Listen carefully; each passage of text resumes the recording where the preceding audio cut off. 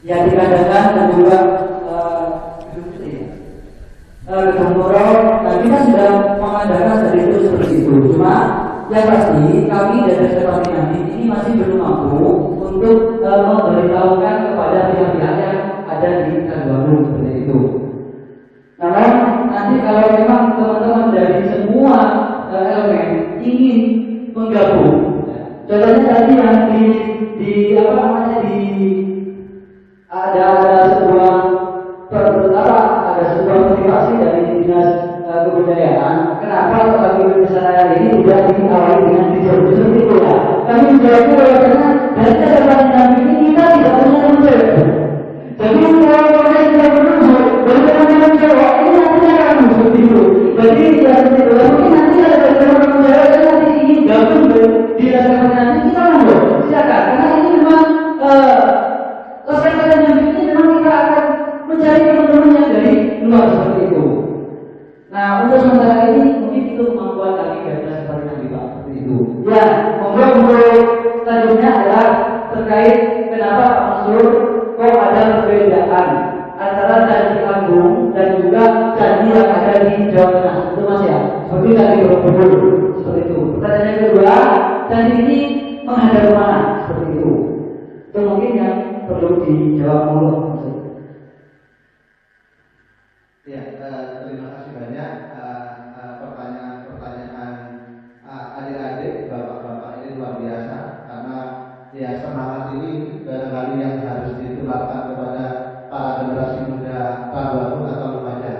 Jadi bayangan saya dulu candi ini waktu diresmikan juga berdiri juga teror-teror zaman dulu kan pasti ada teror, ada kayu, ada keramaian dan insya Allah sekarang di Candi Agung sudah berdiri juga teror-teror ini dan mudah-mudahan kejayaan Candi Agung dalam pariwisata akan lebih bisa dikembangkan seperti itu.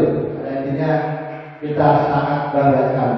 Nah, untuk barangkali kenapa batu bata atau batu kali gitu ya, batu andesit barangkali secara umum saja kita bisa melihat bahwa memang ada perbedaan mendasar candi-candi yang berasal dari batu-batu kali andesit maupun batu-batu bata. Dari batu-batu kali rata-rata itu usianya lebih tua. Misalnya saja saya tidak ingin, kalau dalam akademi saya tidak ingin terjebak kepada candi Jawa Tengah atau Jawa Timur karena itu permasalahan zaman kuno. Tetapi kita bisa melihat candi-candi pada zaman Mataram, candi-candi pada zaman itu lebih banyak kepada yang namanya batu-batu kali. Yang pertama tentu saja sumber daya alamnya, di mana pada saat itu misalnya di Borobudur, di candi-candi di Prambanan dan lain-lain yang ada di barat pada zaman Mataram itu sumber daya alamnya itu sangat banyak. Jadi artinya batu-batu kali itu tersebar di mana-mana sehingga sangat bisa dimanfaatkan dengan baik. Itu yang pertama itu. Dan yang kedua tentu saja pada zaman Mataram dimungkinkan teknologi yang ada itu masih berputar kepada teknologi pecah batu saja, belum bisa memproduksi batu bata karena batu bata itu ternyata dalam teknologinya ada perkembangan di tahun yang lebih muda, misalnya pada zaman Singosari, pada zaman seperti itu. Jadi pada zaman Singosari 1260-an itu sudah banyak ditemukan candi-candi yang terbuat dari batu bata. Kediri mungkin di akhir-akhir itu ada juga. Nah ini yang perlu diketahui bahwa pembangunan batu bata itu bukan dikarenakan di sini suka batu bata, tapi teknologinya ternyata batu bata itu lebih maju. Jadi yang ada meskipun cepat hancur, ternyata teknik pembuatan batu bata itu lebih maju daripada teknik pembuatan batu kali. Itu proses perkembangannya. Menurut saya seperti itu. Dan barangkali itu yang bisa kita jelaskan dan juga sedikit tentang yang namanya di Pajarakan. Jadi Pajarakan itu luar biasa menurut saya. Banyak struktur batu bata, banyak juga keramik-keramik yang juga menandakan di sana itu ada yang namanya peristiwa di masa lampau yang disesuaikan dengan babat-babat adalah perang antara Majapahit dengan Kamajang. Dan perlu diingat juga, saya tambahkan sedikit kepada adik-adik khususnya Raja dan Lumajang pada umumnya, sejarah umum kita. Nanti kalau adik-adik mendapatkan mata pelajaran sejarah juga, ini jangan heran bahwa penulisan sejarah Indonesia ternyata masih bersifat Majapahit sentris. Artinya Majapahit sentris itu yang hebat itu Majapahit, orang dulu ini tidak ada apa-apanya, orang Lumajang itu jelek semua.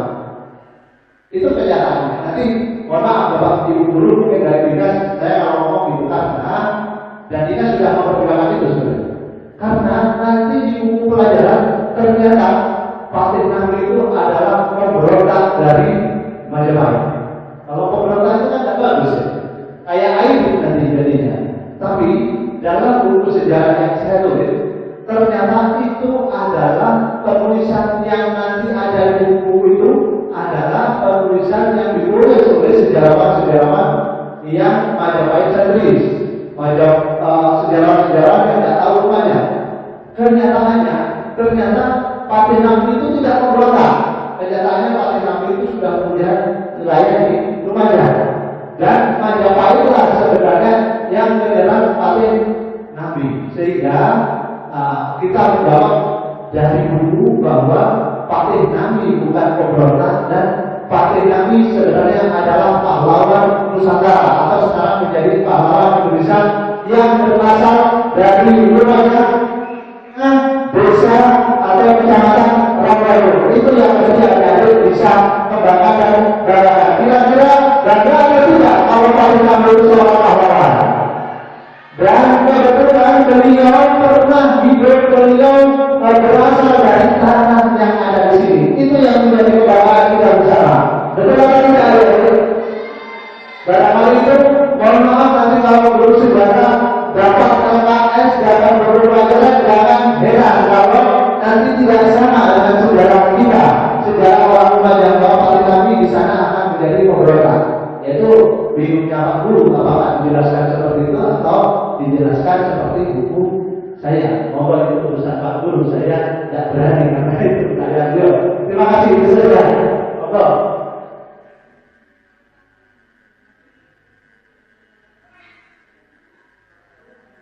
Oh iya, pertanyaan mungkin yang cukup ini ketika ditanya candi ini sebenarnya menghadap kemana? Seperti itu ya. Orang juga bingung juga candi ini menghadap kemana sebenarnya?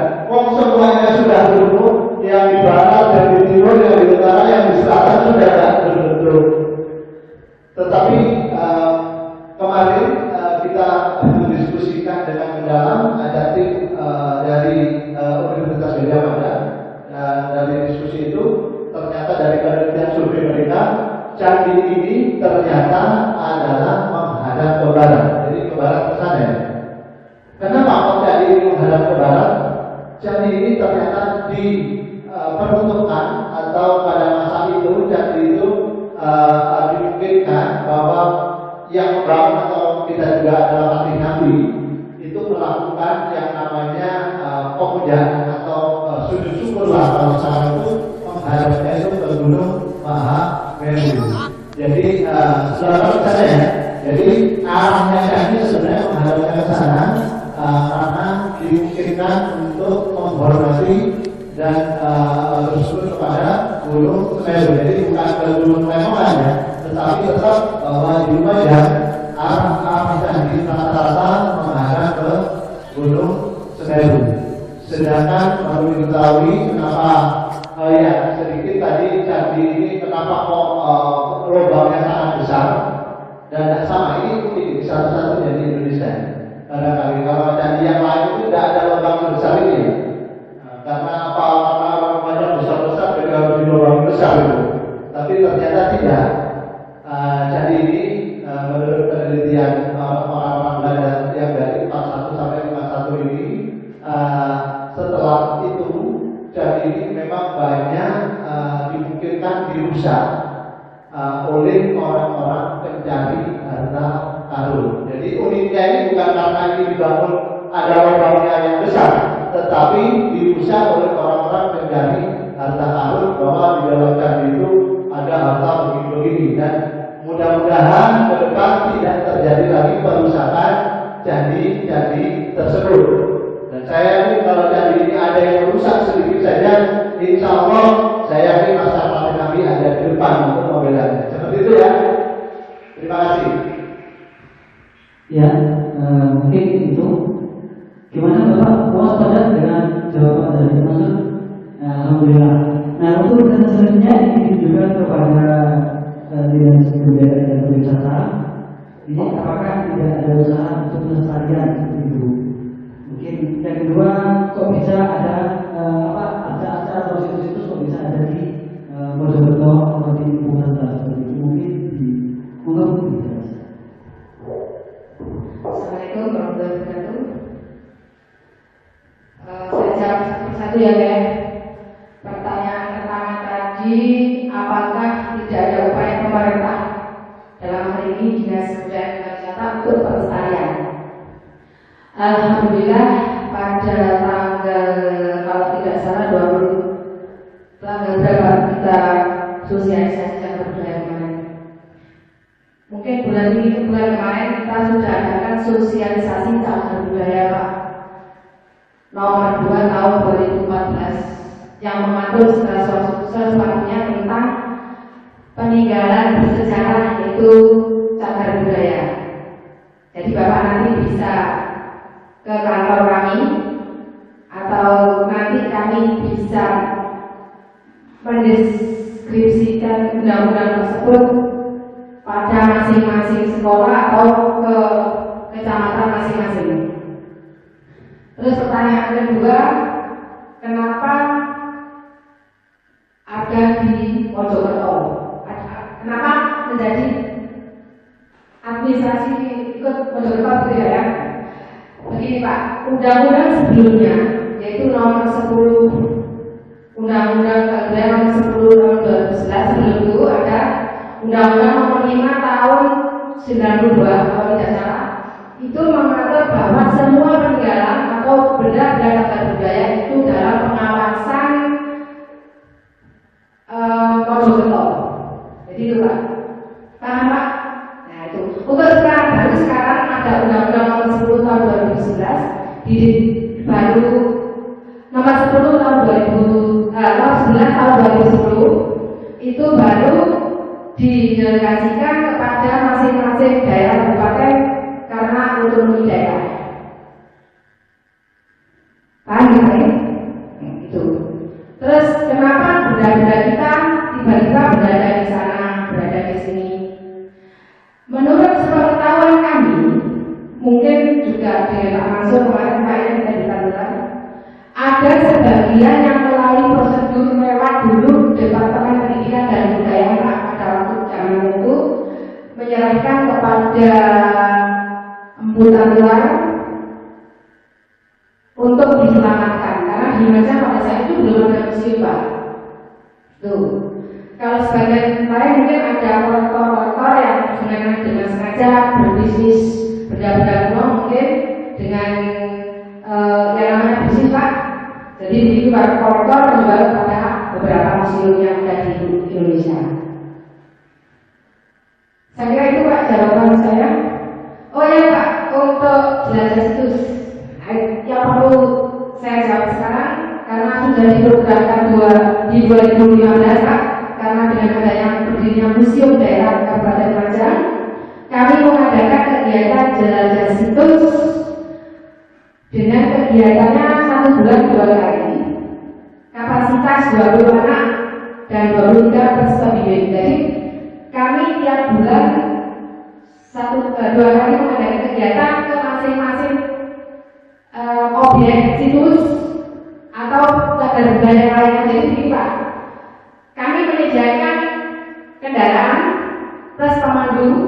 Kami bersurat kepada masing-masing sekolah untuk mengirimkan perwakilan